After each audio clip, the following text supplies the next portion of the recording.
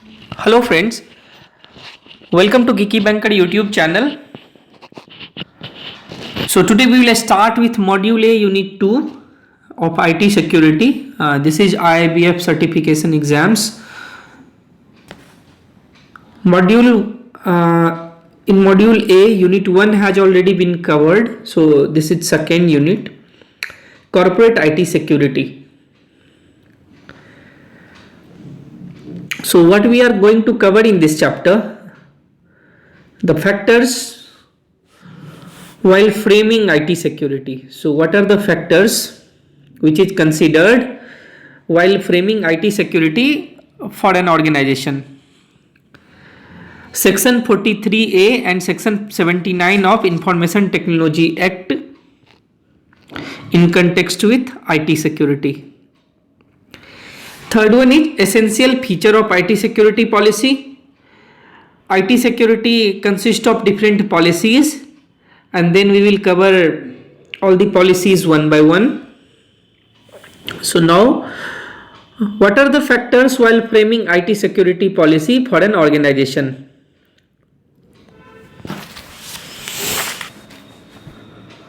IT security policies are different for different organizations, and framing of IT security policy depends on below factors. So the security policy is different for different organization. Okay. So the first factor, which I have not written here, the thing is ki why this policy is framed. Okay, the first factor is ki why this policy should be framed for an organization.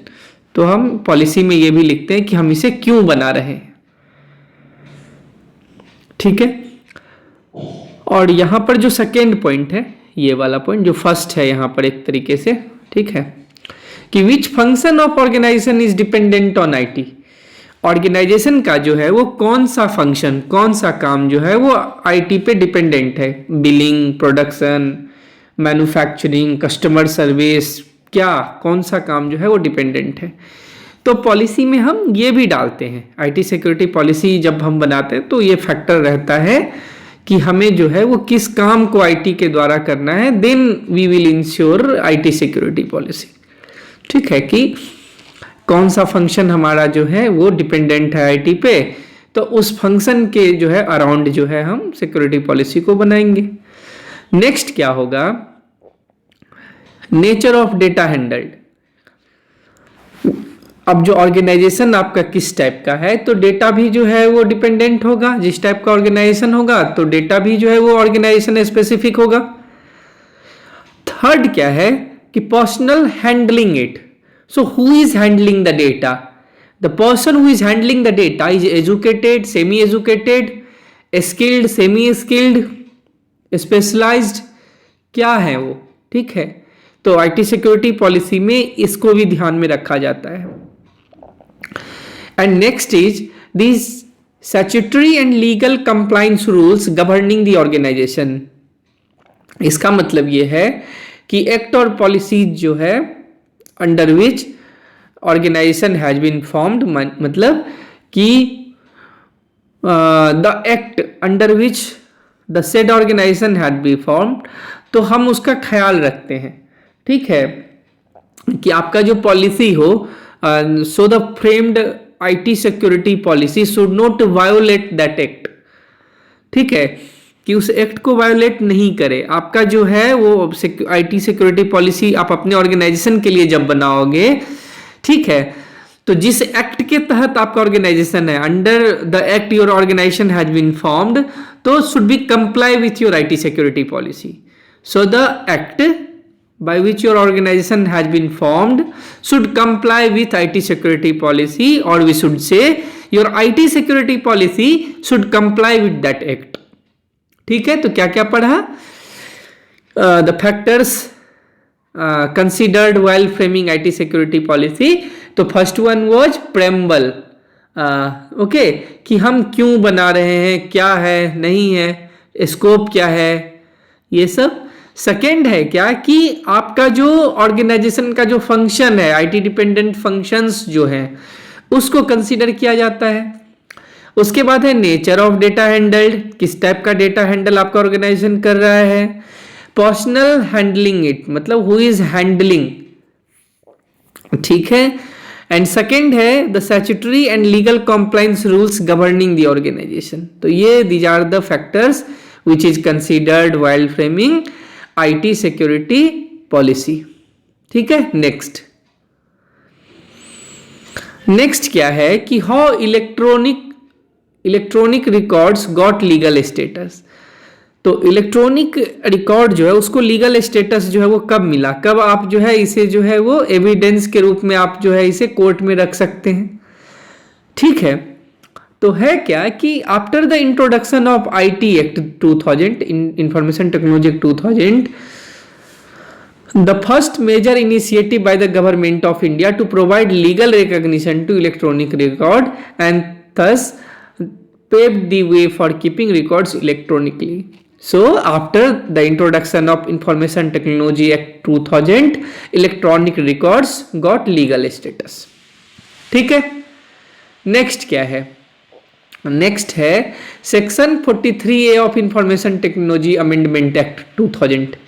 ये I think this came in 2008 if I am right, it came in 2008, okay, and in 2008 they had introduced this section 43A, okay. So under this act it deals with compensation for failure to protect data. Section 43A में क्या है कि हम मान लीजिए कि आधार का data है, ठीक है।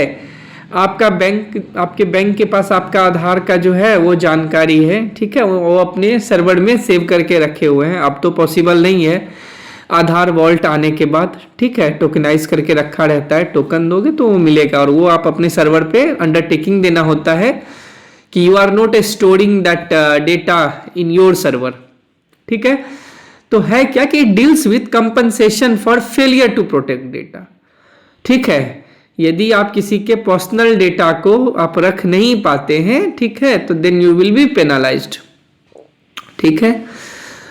क्या है कि where a body corporate processing dealing और handling any sensitive personal data और information in a computer resource which it owns controls or operate is negligent in implementing and maintaining reasonable security practices and procedure, thereby causes wrongful loss or wrongful gain to any person, such body corporate should be liable to pay damages by way of compensation to the person so affected. Means if you are handling personal data, if you are not handling in your behalf, I am talking about bank, so in bank behalf, if a third party is using that personal information, then that third party will not be responsible, bank will be responsible, okay.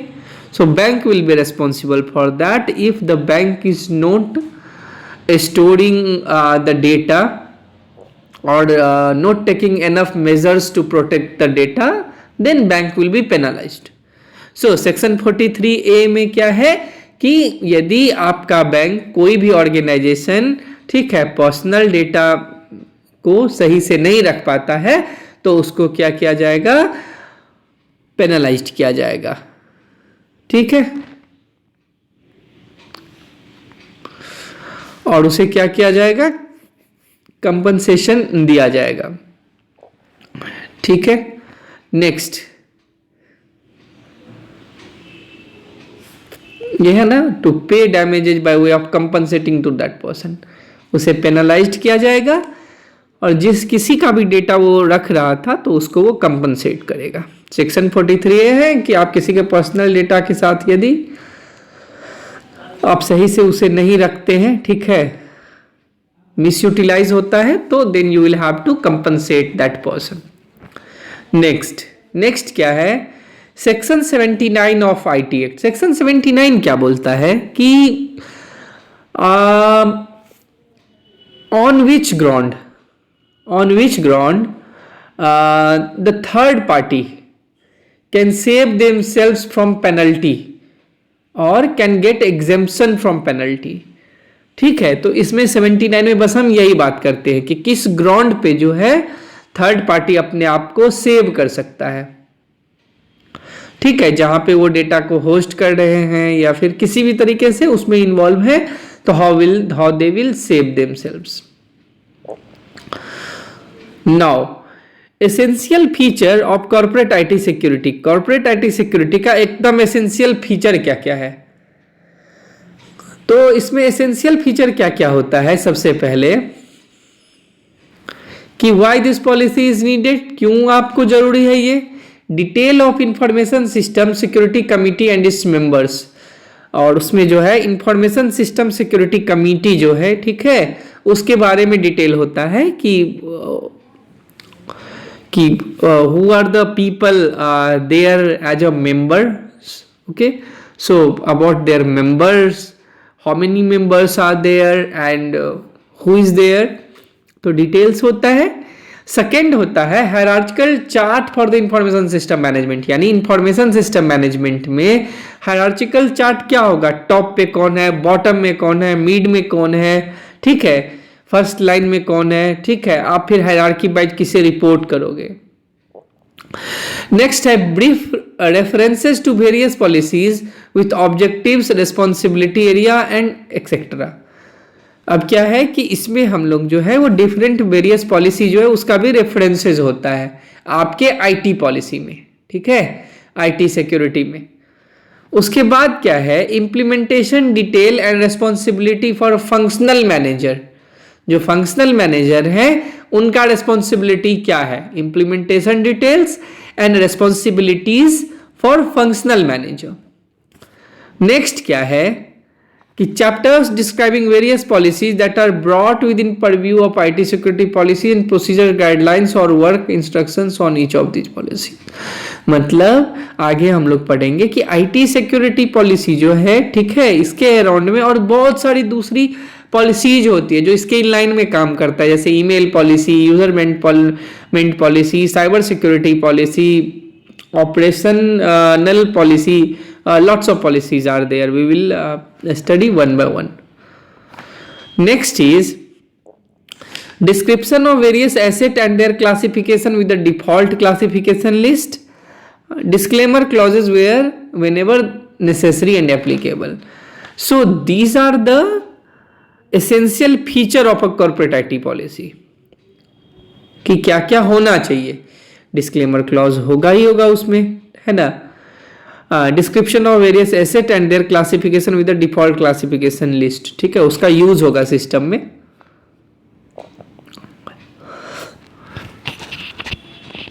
Now next topic is role of CISO, and CISO is chief information security officer. तो chief information security officer जो है, so what are the roles.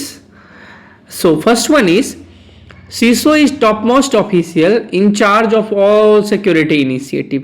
So they are the topmost official in charge of all security initiative. CISO takes care of both strategic and operational task in system security. ये strategic और operational दोनों task में involve होते हैं। CISO only reports to CEO of the organization. And next क्या है, Information System Security Managers submit their report to CISO, and CISO post can headed by GM, Deputy General Manager, Assistant General Manager. तो CO क्या हो गया कि security में they are top most official and they takes care of strategic and operational task. और CISO जो है, ठीक है, वो रिपोर्ट किसको करते हैं, ठीक है, यदि हम देखें तो CEO जो है, ठीक है, CEO को रिपोर्ट करते हैं CISO, और CISO को कौन करता है, मैनेजर्स, ठीक है, ये जो सिक्योरिटी मैनेजर्स हैं they report to CISO and CISO report directly to CEO। तो managers report to CISO and CISO directly report to CEO। And who can held the post of CISO, general manager, deputy general manager and assistant general manager. ठीक है, next, who handles the physical security of a system in an organization? So who can handle the physical security? So physical security is something which requires a specialized skill. Okay, so physical security is normally handled by a team of security officials well versed in particular domain, like ex officials in the army or police department. मतलब only skilled people will be able to handle the physical security, and for that purpose organization hires security officials from outside, and it can be done by ex officials in the army or from the police department people. ठीक है, next, IT security policy consists of different policies, and these are, देखिए, around IT security policy there are many more other policies. Okay, so first one is physical security policy, network access policy, cyber security policy, operational control policy, access control policy, email policy, hardware maintenance policy, user management policy, password policy, internet policy, and BCDR policy, BCDRP मतलब business continuity and disaster recovery planning policy. Now we will discuss each of the policy in detail, a bit detail. First one is physical security policy. So what is physical security policy? Physical security policy will consist of guidelines for movement of personal hardware system within the organization, right from identification of critical resources, upkeep and the nature care of everything. देखिए, physical security policy में क्या होता है, जो भी आपके inside your organisation, जो physical security policy में क्या होता है कि पर्सनल है या फिर हार्डवेयर सिस्टम है, उसका मूवमेंट जो है वो कैसे होगा. ठीक है, क्रिटिकल रिसोर्सेज है तो कैसे करोगे, how will you handle them. ठीक है, तो इसमें हम लोग जो है फिजिकल सिक्योरिटी पॉलिसी में क्या बात करते हैं कि गाइडलाइंस के बारे में बताते हैं जहां पे मूवमेंट होगा हार्डवेयर सिस्टम का या पर्सनल का विद इन एन ऑर्गेनाइजेशन, तो how that movement will take place, कि वो कैसे होता है फिजिकल सिक्योरिटी पॉलिसी में.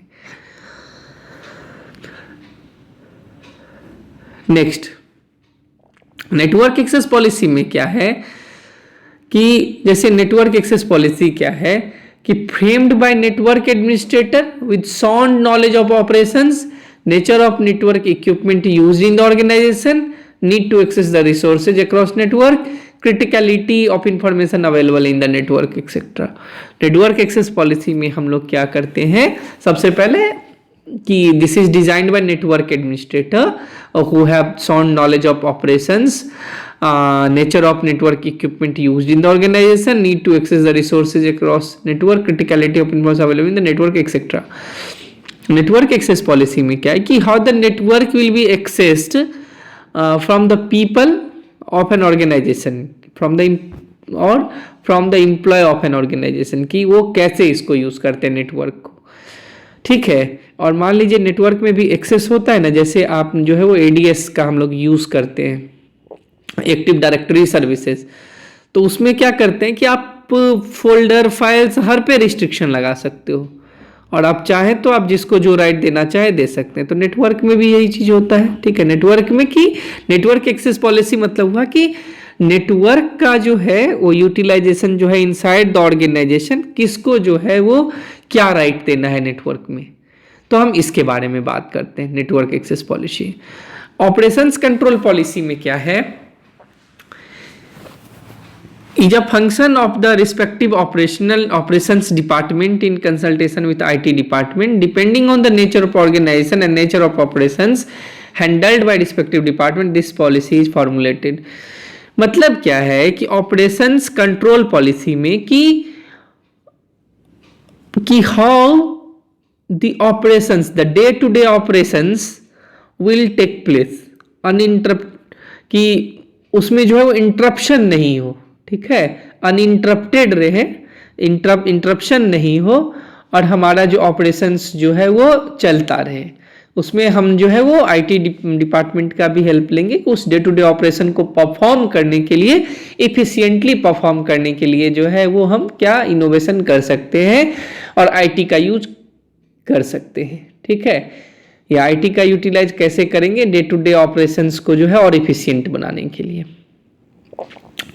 नेक्स्ट हमारा होता है ईमेल पॉलिसी। ईमेल पॉलिसी मतलब ये हुआ कि मान लीजिए हर बैंक का या हर ऑर्गेनाइजेशन का they have their own domain mail system, ठीक है ना। एक आपका डोमेन होता है ना, कि जैसे मान लीजिए एबीसी बैंक है तो abc.in, जैसे एसबीआई का देखो तो sbi.co.in, अब जैसे एनपीसीआई का है npci.org.in, है ना। तो हर का अपना अपना डोमेन है। तो अब जब हम उस ऑर्गेनाइजेशन के डोमेन पे किसी का मेल आईडी क्रिएट करते हैं तो वो मेल आईडी जो है किसी पर्सन से जो है मैप्ड होता है ना। कोई बैंक ऑफिशियल या बैंक का कोई भी स्टाफ जो है उससे मैप होता है, और उसमें क्या क्या होता है कि आप जो मेल भेज रहे हैं अटैचमेंट का क्या साइज होगा, ठीक है, आप आउटसाइड द ऑर्गेनाइजेशन मेल भेज सकते हो कि नहीं भेज सकते हो, और उसको जो है एक यूज़र आईडी से, ठीक है, एक पर्सन जो ऑर्गेनाइजेशन का होगा उसे बाइंड कर दिया जाता है। मतलब कि जो वो मेल आईडी जो है वो उसको एलोकेट कर दिया जाता है। अब उसमें जो भी कम्युनिकेशन होगा, ठीक है, तो आप रिस्पॉन्सिबल होंगे। तो उसमें है नहीं कि आप ऑर्गेनाइजेशन के मेल आईडी से जो है वो आप कुछ ऐसा मेल जो है वो भेज दो जो सही नहीं है, तो then you will be liable, ठीक है। आपको हम जो है वो लाइबल जो है वो बना सकते हैं, और हम उसके लिए रिस्पॉन्स, जिसको भी वो अलॉट किया गया है वो आईडी, उस आईडी का कुछ मिसयूज होता है तो that person will be responsible for that act. So this is email policy. Next is hardware maintenance policy. Hardware maintenance policy is what? Movement of hardware and maintenance of all hardware equipment is taken care of under this policy. Corporates may choose to have proper hardware numbering or RFID by affixing tags to all hardware. मतलब देखिए hardware maintenance policy में क्या है, simple आप लोगों को bank यदि कोई सिस्टम दे रहा है तो वो टैगिंग किया हुआ होता है ना। लैपटॉप दिया है तो आप देखेंगे पीछे में टैग किया रहता है। ये जो है वो सिंपल टैग भी हो सकता है और ये RFID भी हो सकता है, ठीक है। RFID यदि रहेगा तो क्या होगा कि उसमें क्या होगा कि वो टैग लगाने के बाद हम उसको ट्रेस कर पाएंगे, ठीक है, कि वो लैपटॉप अभी कहाँ है। तो हार्डवेयर मेंटेनेंस पॉलिसी में क्या होता है कि हार्डवेयर को कैसे मेंटेन किया जाता है, ठीक है, उसका इन्वेंट्री जो है वो फिंगर क्लिक पे हो, ठीक है, और हमें पता हो कि किस डिपार्टमेंट को क्या हार्डवेयर अलॉट हुआ है, उसका मूवमेंट यदि होता है तो हम उस पर नज़र रख सकें। तो हार्डवेयर मेंटेनेंस पॉलिसी में हम लोग यही सब डिस्कस करते हैं। Now what is radio frequency identification. Radio frequency identification क्या है, देखिए RFID is radio frequency identification refers to a wireless system comprised of two components, tags and readers. The readers is a device that has one or more antenna that emit radio waves and receive signal back from the RFID. मान लीजिए कि कोई ये system है, यहाँ पे मैंने वो RFID टैग लगा दिया, अब यहाँ से हम इस सिस्टम से मॉनिटर कर सकते हैं कि ये कहाँ कहाँ इसका मूवमेंट हो रहा है। तो दिस इज RFID टैग यानी radio frequency identification tag. Next होता है user management policy. User management policy हम सब ने देखा होगा, जो भी बैक ऑफिस में यदि आपने काम किया है तो यूजर मैनेजमेंट पॉलिसी में क्या होता है, मान लीजिए एक आईडी हम देते हैं, जो भी आपका जो सिस्टम है, ठीक है, आपका जो सिस्टम है चाहे फिनाकल या CBS कुछ भी यूज कर रहे हैं, तो आपको एक आईडी दिया जाता है और उस आईडी का कैपेबिलिटी होता है ना डिफरेंट, कि कौन क्यू छोड़ सकता है, कौन क्यू ऑथोराइज कर सकता है, और भी बहुत सारा। आपको जो है वो राइट यदि होगा तो आप पर्टिकुलर मेनू देख सकते हो, नहीं तो आप पर्टिकुलर मेनू नहीं देख सकते, है ना। तो यूजर मैनेजमेंट पॉलिसी में क्या होता है कि यूजर क्रिएशन से लेके डिलीशन से लेके प्रिविलेजेस से लेके हर कुछ को हम जो है यहाँ पे जो है वो क्या करते हैं, यूजर मैनेजमेंट पॉलिसी में जो है ये सब हम लोग डिस्कस करते हैं, ठीक है, और ये सब हमारा इस पॉलिसी में मेंशन होता है, ठीक है। allotment of user ID, creation of user ID, deletion of user ID, what access should be grant to a particular user, ठीक है, क्या क्या हम एक्सेस राइट उसको दें, तो ये सारा हमारा जो है वो यूजर मैनेजमेंट पॉलिसी में होता है।